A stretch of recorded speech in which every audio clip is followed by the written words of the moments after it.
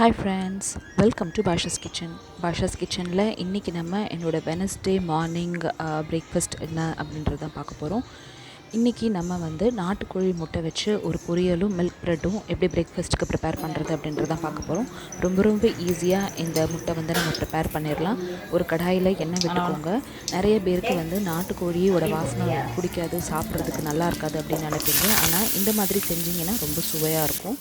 இதில் நம்ம கடுகு உளுந்தம் பருப்புலாம் போட்டு தாளிக்கக்கூடாது. கொஞ்சமாக ஜீரகத்தூள் போட்டு தாளிச்சிட்டு சின்ன வெங்காயம் நிறையா இது மாதிரி பொடி பொடியாக நறுக்கி சேர்த்துக்கோங்க.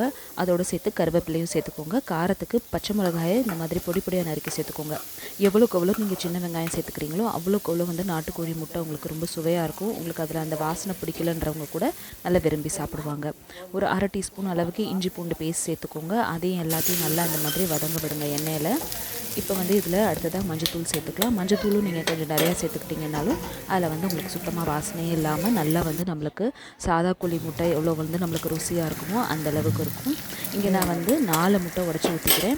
நீங்கள் இதே 2 முட்டைக்கும் ப்ரிப்பேர் பண்ணிக்கலாம். எவ்வளோக்கு வெங்காயம் அப்புறம் இந்த கருவேப்பிலாம் சேர்த்துக்கிறீங்களோ அவ்வளோக்கு உங்களுக்கு அந்த முட்டையோட வாசனை இல்லாமல் இருக்கும். அடுத்ததாக இதில் காரத்துக்கேப்பில் நம்ம பெப்பர் தூள் சேர்த்துட்டு எல்லாத்தையும் நல்லா இந்த மாதிரி மீடியம் ஃப்ளேமில் வச்சு கலந்து விட்டுக்கோங்க. நல்லா பொரியாக கலந்து விட்டுக்கோங்க. அப்போ தான் சாப்பிட்றதுக்கு நல்லாயிருக்கும். பாருங்கள், இந்த மாதிரி இருக்கணும். அவ்வளோதாங்க, நம்மளோட நாட்டுக்கோழி முட்டை பொரியல் தயாராகிடுச்சு. நீங்களும் கண்டிப்பாக ட்ரை பண்ணி பார்த்துட்டு எப்படி வந்துச்சுன்னு சொல்லுங்கள். இந்த வீடியோ உங்களுக்கு பிடிச்சிருந்துச்சுன்னா இந்த வீடியோக்கு லைக் கொடுங்க. சேனல் ஃபஸ்ட் டைம் பார்க்குறீங்கன்னா கண்டிப்பாக சப்ஸ்கிரைப் பண்ணுங்கள். இதுக்கு இன்றைக்கி நான் மில்க் ப்ரெட்டுக்கு ப்ரிப்பேர் பண்ணியிருக்கேன். நீங்கள் வீட் ப்ரெட்டுக்கும் இதை வச்சு சாப்பிடலாம். நடுவில் சீஸ் வச்சு சாப்பிடலாம். ரொம்ப ருசியாக இருக்கும். இதே மாதிரியான வீடியோஸ்க்கு கீழே டிஸ்கிரிப்ஷன் பாக்ஸில் லிங்க் பாருங்கள். இன்னொரு இன்ட்ரெஸ்டிங்காக விட அடுத்து சந்திக்கிறேன். தேங்க்யூ ஸோ மச் ஃபார் வாட்சிங். பாய்.